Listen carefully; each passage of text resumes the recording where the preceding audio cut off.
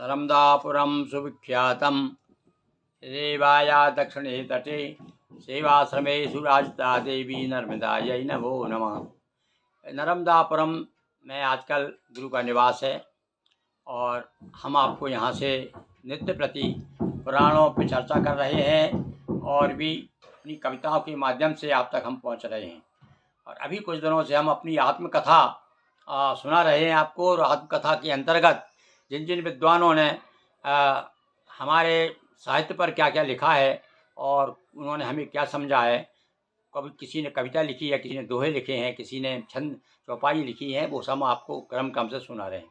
अभी आपके सामने प्रस्तुत कर रहे हैं हम ग्राम बोदिया जिला बांसवाड़ा के कवि विजयगिरी गोस्वामी। उन्होंने छोटी पुस्तिका लिखी है हमारे साहित्य पर, दोहे गुरु के द्वार। उसमें से हमारे साहित्य पर डॉक्टर भारती मिश्र ने एमफिल किया है। तो वो जो किताब प्रकाशित हुई है पंडित गिरिमोहन गुरु के काव्य का समीक्षात्मक अध्ययन, उसमें जो काव्यगत विशेषता क्या है, उन विशेषताओं को देखिए विद्वान कवि ने दोहों के माध्यम से क्या कहा है, सुनिए। सबसे पहले बताते हैं भाषा। भाषा का होता चयन भावों के अनुसार, तत्सम देशज फिर बन जाते आधार।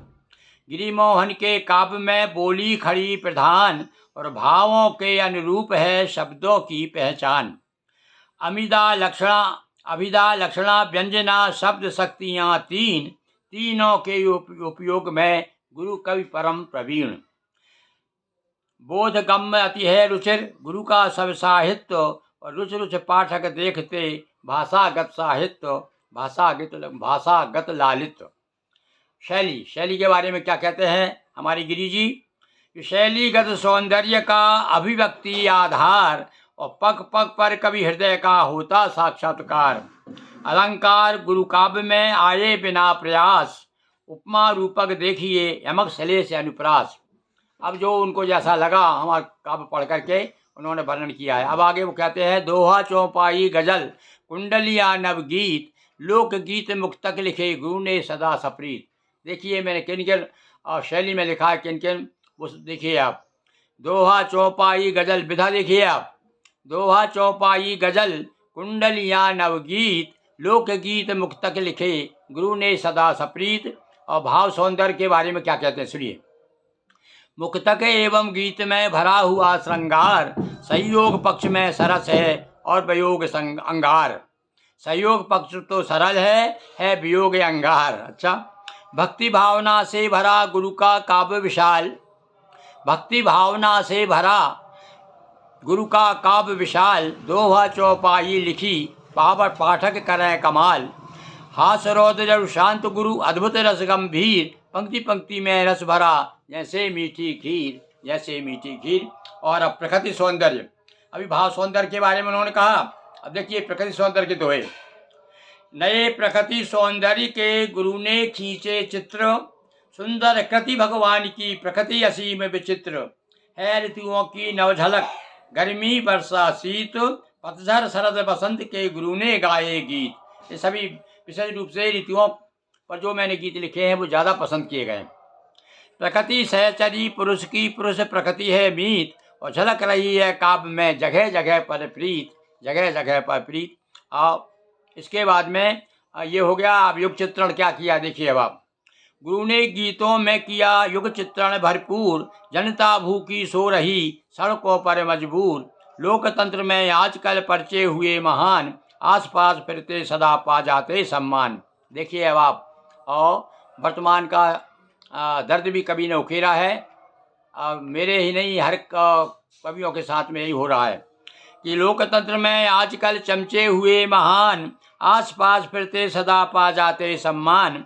और निज संस्कृति से विमुख हो अपसंस्कृति की ओर, गुरु ने देखा हर जगह पश्चिम का ही शोर। और मेरा बड़ा प्रसिद्ध एक नवगीत है कि क्या है, माटी शीर्षक है उसका, माटी के गीत। वो बहुत ही ज़्यादा लोकप्रिय नवगीत है, कभी मैं सुनाऊंगा। देखो इस समय मुझे इधर ध्यान है मेरा, इसलिए याद नहीं आ रहा है। तो निज संस्कृति से विमुख हो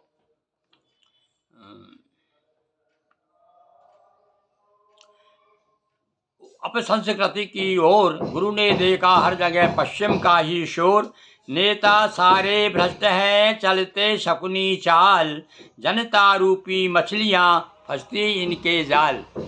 और एक नेता मेरी गज़ल है, उस पर इन्होंने देखी क्या लिखा है, हैं ये नेता पे लिखा है कि जनता को मैंने मछलियाँ कहा है कि ये मछली इन नेता रूपी इन भेड़ियों से बचो, इन केकड़ों से बचो, मैंने उसमें गज़ल में कहा है। तो जनता की पीड़ा बढ़ी, महंगाई विकराल, और लेकिन नेता खा रहे नित्य मुफ्त का माल। देखिए सुंदर दोहा बन गया है भाई। और अब इसके बाद आगे युग चित्रण का दो दोहे सुनने के बाद में कल सुनाई फिर आगे हम आपको हैं। तो गुरु की पैनी दृष्टि से बचा नहीं है कोई, व्यंग बाण छोड़े गए चाहे जो भी होए। सीधे साधे शब्द पर चुभो देती है, चुभो देते हैं तीर, और गुरु का अनुभव बोलता शब्द शब्द में पीर, शब्द शब्द में पीर। बहुत बहुत धन्यवाद भाई गिरी जी। देखिए उन्होंने किस प्रकार से सुंदर दोहों की रचना की है हमारे काव्य को सामने रखते हुए। धन्यवाद।